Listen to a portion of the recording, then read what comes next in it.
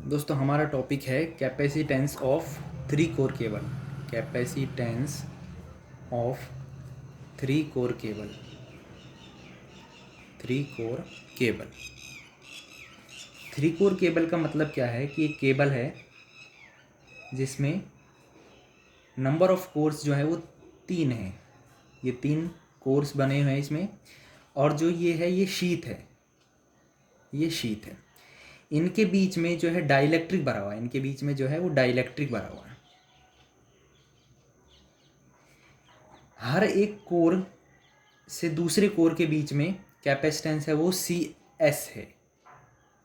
सी सी and ये भी सी सी।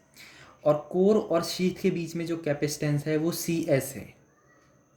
ये सी एस एंड ये सी एस। ठीक है। अब जो ये कोर है, कोर, इसमें करंट फ्लो हो रही है। करंट, या इसमें मैं कहूँ कि इसमें कुछ पोटेंशियल है। और हमारी जो शीथ है ये ग्राउंडेड है। शीथ ग्राउंडेड है यानी कि जीरो पोटेंशियल पर है। तो क्या होता है कि कोर से शीथ में एक करंट फ्लो होती है जिसे बोलते हैं लीकेज करंट या चार्जिंग करंट। ये चार्जिंग करंट क्या करती है, ये डाइलेक्ट्रिक लॉस डेवलप करती है। डाइलेक्ट्रिक लॉस से हीट डेवलप होती है, और इस हीट के कारण हमारा जो डाइलेक्ट्रिक है वो डैमेज हो सकता है। तो हमें चाहिए होता है कि हम इस चार्जिंग करंट को कम से कम रखें। ठीक है, कम से कम हमें इस चार्जिंग करंट को रखना होता है जिससे कि डाइलेक्ट्रिक में होने वाला लॉस भी कम हो। तो हमें क्या ज़रूरत पड़ती है कि हमें ज़रूरत पड़ती है कैपेसिटेंस निकालने की, कि कोर से शीथ के बीच में कितना कैपेसिटेंस है। उस कैपेसिटेंस के हिसाब से ही हम इसकी डिजाइनिंग कर सकते हैं। तो हमारी नेसेसिटी है कि कोर से शीथ के बीच में कैपेसिटेंस कैलकुलेट किया जाए। तो इसके लिए क्या करते हैं, देखिए, हमें जो है पर फेज कैपेसिटेंस कैलकुलेट करना पड़ेगा। पर फेज कैपेसिटेंस का मतलब क्या है कि जो हमारा कोर है उसका पोटेंशियल V है। ठीक है, तो V पोटेंशियल से जीरो पोटेंशियल की तरफ कितनी करंट फ्लो हो रही है। ठीक है, इस जो डायग्राम में कोर है उसका पोटेंशियल V है और शीथ का पोटेंशियल जो है वो ज़ीरो है। ठीक है, शीथ का पोटेंशियल ज़ीरो है, तो V से जीरो की तरफ एक करंट फ्लो होगी। लेकिन इस कोर से ये दूसरा वाला कोर भी कनेक्टेड है। ठीक है, तो एक करंट इधर से भी फ्लो होगी। तो हम इस डायग्राम से हम एक्चुअल कैपेसिटेंस जो V से जीरो के बीच में एक्चुअल कैपेसिटेंस है उसका पता नहीं लगा सकते। तो इसके लिए हमें क्या करना पड़ेगा, इस डेल्टा जो नेटवर्क है इसको स्टार नेटवर्क में करना पड़ेगा। स्टार नेटवर्क में इसको कन्वर्ट करना पड़ेगा। तो इस केबल में हमने जो है इन पॉइंट्स को ABC नाम दे दिया है। ठीक है, इसको हमने डेल्टा में कन्वर्ट कर दिया। तो ABC, इनके बीच में एक नया कैपेसिटेंस जो आ गया वो C1 आ गया। ठीक है, अब हमें C1 को CC के टर्म्स में निकालना है। ठीक है, अब CC की जो है कैपेसिटेंस की, इसकी इम्पिडेंस जो बनेगी यानी कोर टू कोर के बीच में जो इम्पिडेंस बनेगी वो बनेगी 1/j ओमेगा CC। ठीक है, और 3 जो है CC कनेक्टेड है।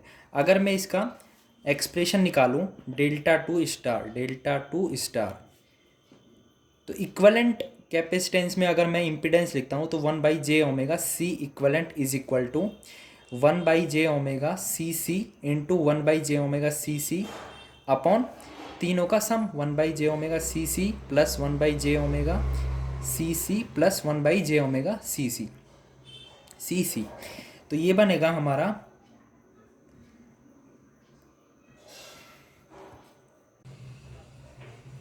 तो ये बनेगा 1/j ओमेगा 3CC। तो यहाँ से जो C इक्वलेंट है वो आ गया हमारा 3 times CC। 1/j omega C1 लिख, जो C इक्वलेंट है उसको हमने C1 बोला है।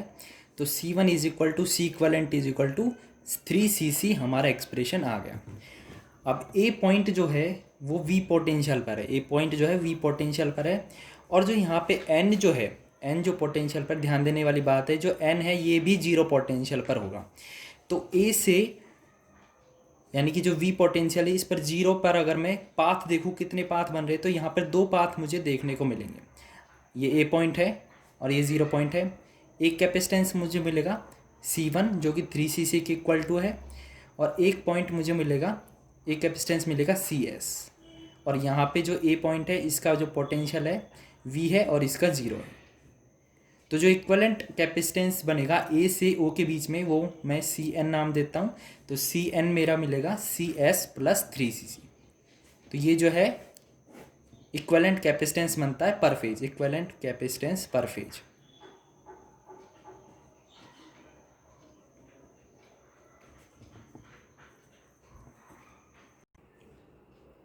अब मुझे CS और CC की वैल्यू फाइंड आउट करनी है। तो इसके लिए हम क्या करते हैं, इसके लिए हम 2 प्रोसेस यूज़ करते हैं। सबसे पहला क्या है कि हम तीनों कोरों को बंच कर देते हैं। 3 कोर्स आर बंच। तो तीनों कोरों को बंच करने से क्या होता है, जैसे ये केबल बनाई मैंने, ये CS है सीथ का कैपेसिटेंस, ये CC है,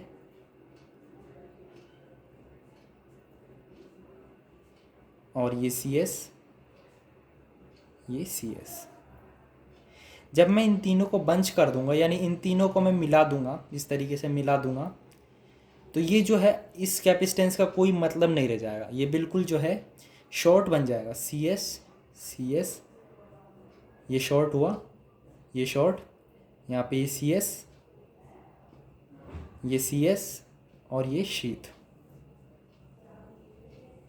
अब मैं जो कैपेसिटेंस मेजर करूँगा वो इससे, क्योंकि यहाँ पे जो पोटेंशियल है वो V है और यहाँ पे जो पोटेंशियल है वो 0 है। तो V से 0 के बीच में मुझे 3 पाथ दिखाई दे रहे हैं। कौन कौन से? CS के 3 पाथ दिखाई दे रहे हैं V से 0 के बीच में।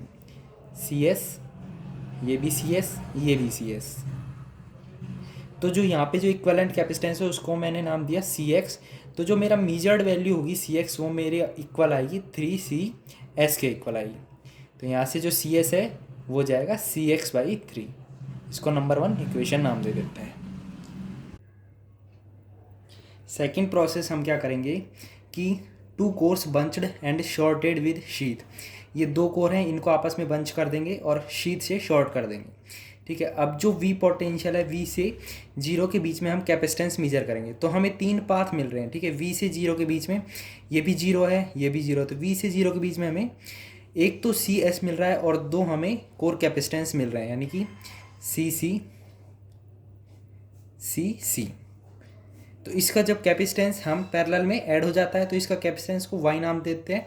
तो ये बनेगा CS + 2CC। ये नंबर सेकंड इक्वेशन। ठीक है। नंबर फर्स्ट से जो इक्वेशन थी CS = CX/3, CS = CX/3। ठीक है।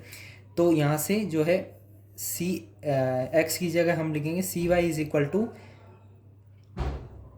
CX/3 + 2CC। तो यहाँ से 2CC = CY - CX/3, यानी CC जो आ जाएगा हमारा CY/2 - CX/6। ठीक है। ये कैपेसिटेंस हो गया कोर का। ठीक है। तो ये 2 हमारे पास जो है वैल्यू आ चुकी है।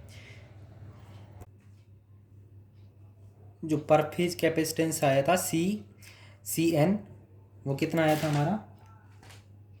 CS + 3cc, CS + 3cc। तो यहाँ से हम पर फेज कैपेसिटेंस भी निकाल सकते हैं। तो गाइज उम्मीद करता हूँ आपको ये वीडियो पसंद आई। इस वीडियो को शेयर करें। यदि आप हमारे चैनल पर नए हैं तो चैनल को सब्सक्राइब जरूर कर लें और बेल आइकन को प्रेस कर दें।